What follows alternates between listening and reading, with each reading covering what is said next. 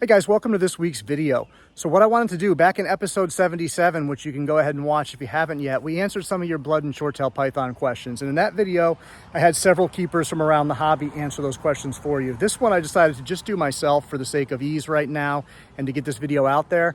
So there's 4 questions in this video that we're going to dive into and answer your questions, so stay tuned. So for this question, we've got Xenia here with us. And the question is, when you're using substrate, so say Reptichip, mulch, whatever it is, when do you know when it's time to change it or maintain it and all of that? And so the answer is really, really simple. You know, you're going to use a lot of common sense in a situation like this, and you're going to want to do the smell test. You're going to want to see what you're visually looking at there. The biggest thing with these guys is their respiratory systems are pretty fragile. Bug on my face, sorry about that. So you're going to want to be mindful of that and keep it as clean as possible. So when using substrate, be prepared to throw out quite a bit quite often. I would say, depending on the size of the enclosure, the age of the snake, how often it's going to the bathroom, there's a lot of factors. But I would be prepared to be spot cleaning on a daily basis, going in, if they pee, taking a good portion of it out. If they poop, obviously cleaning up all the feces and any of the chip, mulch, whatever it is that the feces has touched. Beyond that, as far as full substrate changes go, I would say be prepared to do it about every 2 to 3 weeks, maybe once a month if you have a large enough enclosure and an animal that's not going too frequently. But the thing is, you don't want them to be sitting there and breathing in the fumes that come off of that stuff, especially if you have a cage that's not ventilated as well. You're just going to run into a lot of health problems with them that way, which is also why I don't recommend this species as a species for bioactive enclosures, because the size of the enclosure you would need to maintain them in a healthy, true bioactive setup is literally like the size of a bedroom. Obviously, you don't need as much height, but you're going to need a few feet of drainage, and you're going to need quite a bit of space for them to move away from that and have enough airflow to keep them healthy if you're not in there constantly taking everything out. That's why I like to use paper. Substrate is an option. I do have some that are on substrate.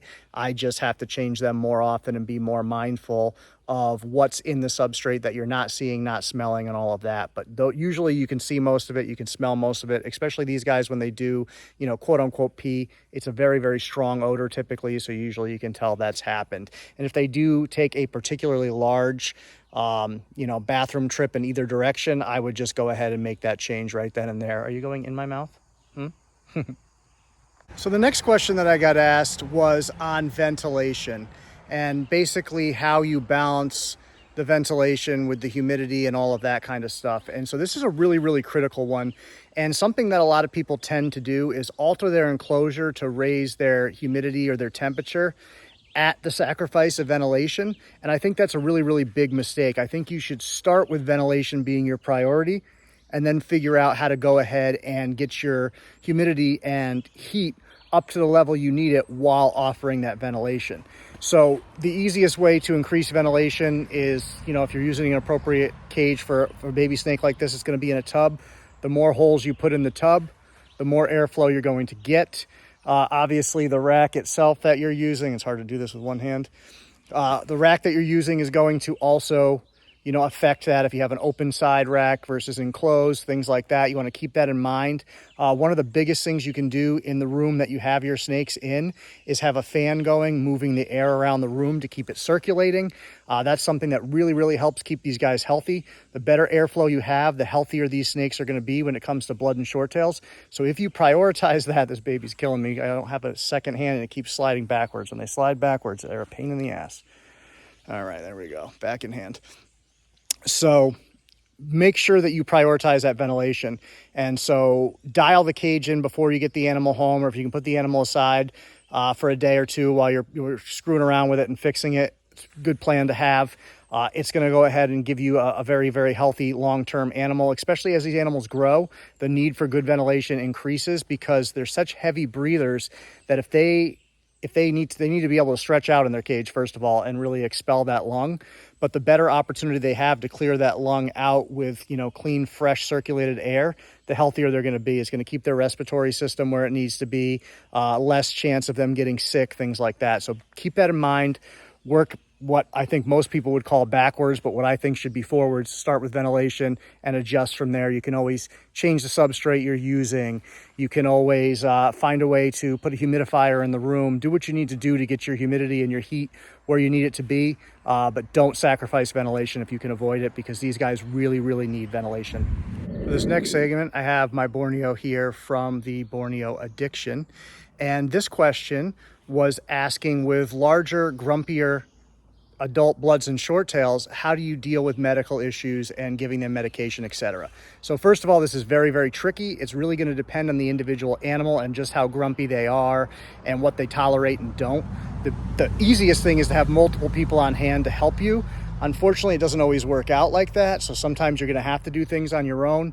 I find if the animal's still eating, especially if I have to do injections, things of that nature, it's much easier to give them a food item. And while they are coiled, kind of rub my hands down their body, get their body just used to the feeling or whatever.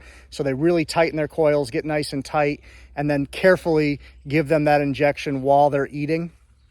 Also, the food intake is going to boost their body up and get their stuff really running. So it'll pump that medication through their body as well.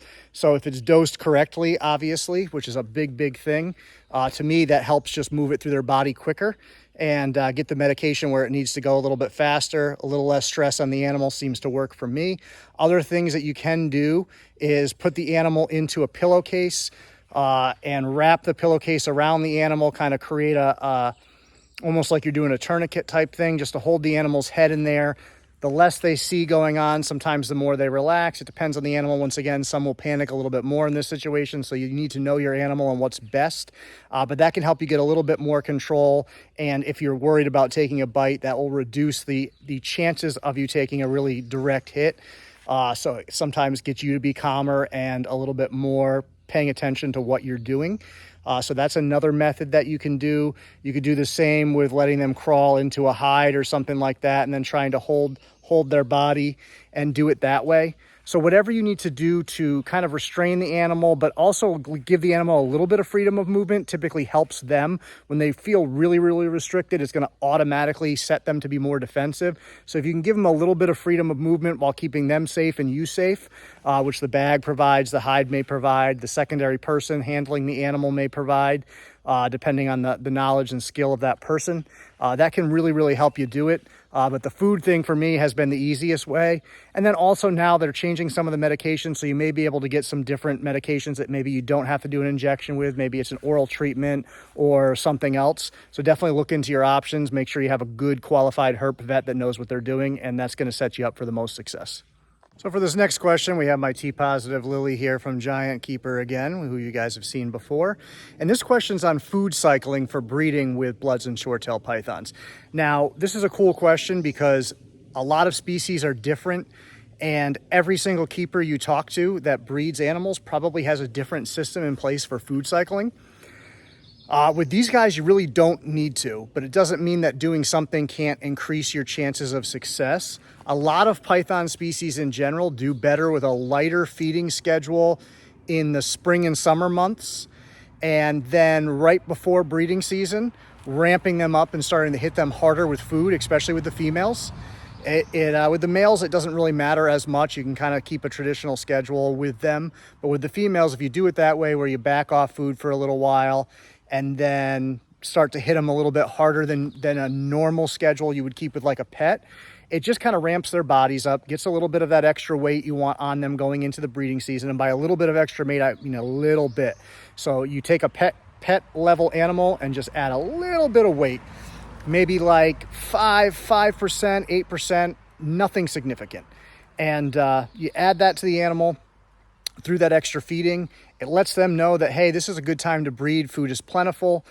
So let me go ahead and do that. My body's in good condition to do that. It just kind of wakes them up a little bit, along with some of the environmental changes that might be going on. Sorry, the bugs are bad. And so that's something that I do a little bit. I am mindful of that. I do back them down a little bit during the summer and then pump them up a little bit. And then also once they do breed, I feed my girls pretty normally during the breeding season. Same with the males. You know, I'll put them in together. I'll separate them out for a couple days, let them digest some food, let them relax for a few days, back together kind of thing.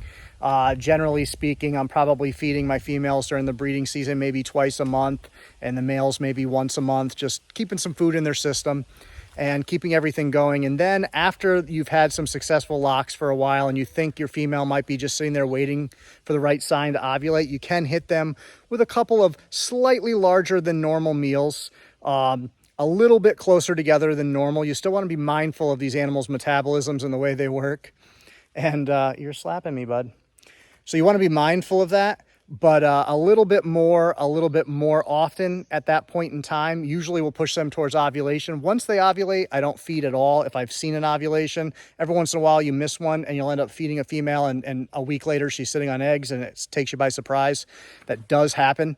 Some of these guys, being larger bodied snakes, their ovulations are not as obvious. So you can miss them from time to time, but you really don't have to food cycle them. If you just kept them on a normal schedule, you can breed them very successfully. I've done it. And like I said, if you talk to a dozen keepers, you'll get a dozen different answers. Some people really use food as a cycle to trigger these animals, but I figured I'd answer the question how I do things. And then other people who might see this video, if you have a food cycling plan that you use, jump in the comments and let us know. We'd love to hear it. And any of the tips that we've gone over, jump down, let us know what you've learned, what you have. And if you guys have questions you want to see in a future video, make sure you put those in the comments as well, and we'll get that taken care of. So thank you guys. We'll see you soon.